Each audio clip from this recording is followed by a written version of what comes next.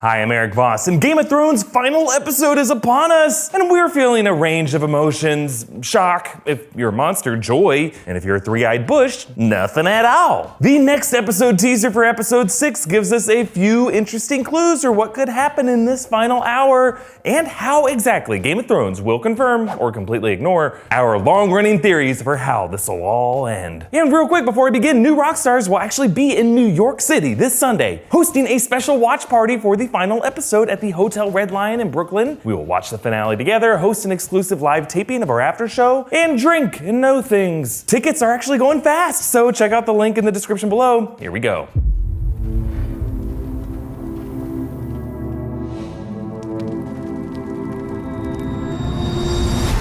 Okay, the teaser opens in the ruins of King's Landing. Sir Davos and Jon survey the damage, and by the looks of things, really none of the residents who stayed there survived. It's a ghost town. Drogon swept them all like a Roomba, a deadly, comprehensive, fire-breathing Roomba. It's really hard to distinguish what's rubble and what's charred human remains. Visible in a window frame is a shape that definitely looks like a child skeleton.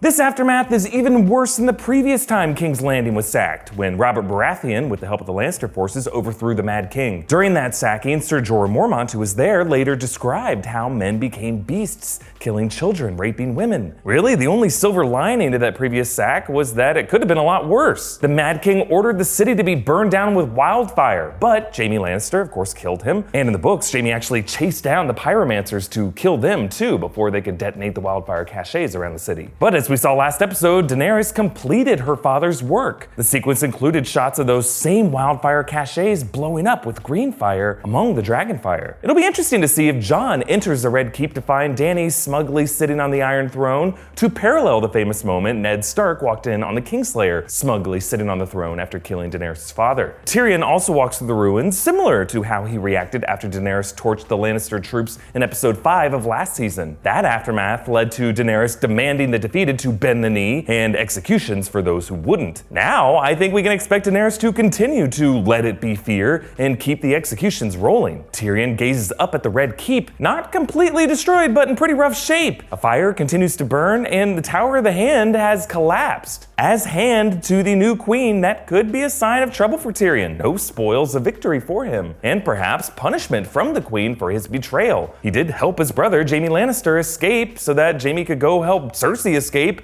Yeah, that's treason. We'll see what happens, but let's move on.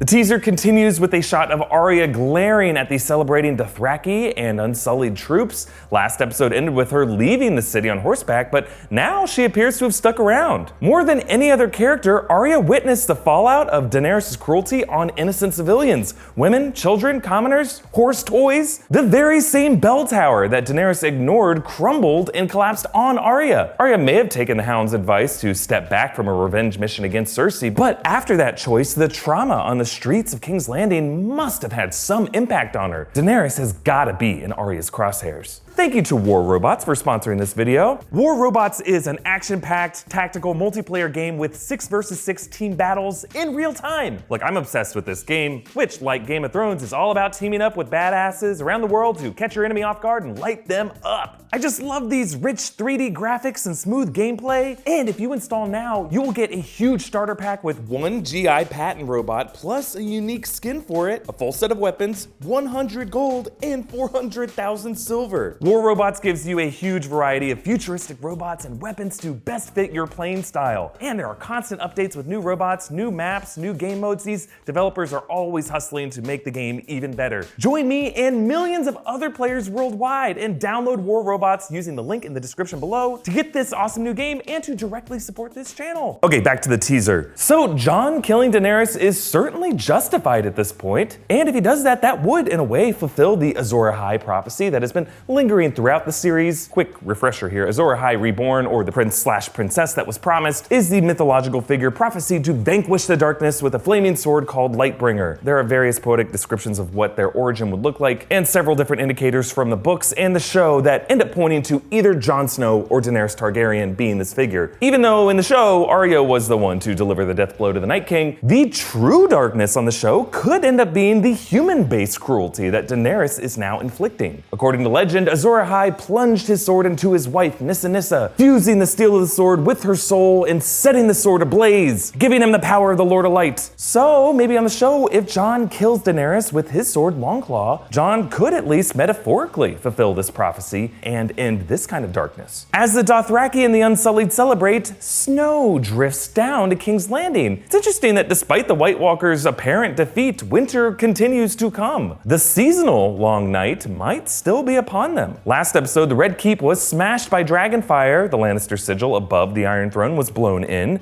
and presumably parts of the ceiling and walls have collapsed. This falling snow would make the Red Keep interior look exactly like Daenerys' vision in the House of the Undying in Season 2. Remember, in that possible premonition, Daenerys almost touches the Iron Throne, but turns away at the last second. She goes out into the snow to find Drogo and her unborn child, Rhaego. Could that vision have been of an afterlife for Daenerys, hinting that she will be Queen of the Ashes, but never actually rule? The final shot of the teaser shows Daenerys from behind with her braid appearing more elaborate than ever. Daenerys has kept her hair in a traditional Dothraki jahak over the seasons to represent her increasing victories, but last episode she released the braid, reflecting her brief failure and loss of pride, but now the braid is back in full force, reflecting her at peak pride. The symmetry of Daenerys with her unsullied troop formation casts her in this authoritarian light, hinting that her barbarism will continue. I mentioned the possibility of a Tyrion treason trial and execution, making this the third time Tyrion would be on trial throughout the series, but this time for a crime that he actually committed. Jon might also face charges. He violated Daenerys' orders to keep his true identity a secret when he told his sisters. Sansa then leaked it to Tyrion, who leaked it to Varys, who now leaked it all over the realm. Daenerys might now be facing pressure to step aside from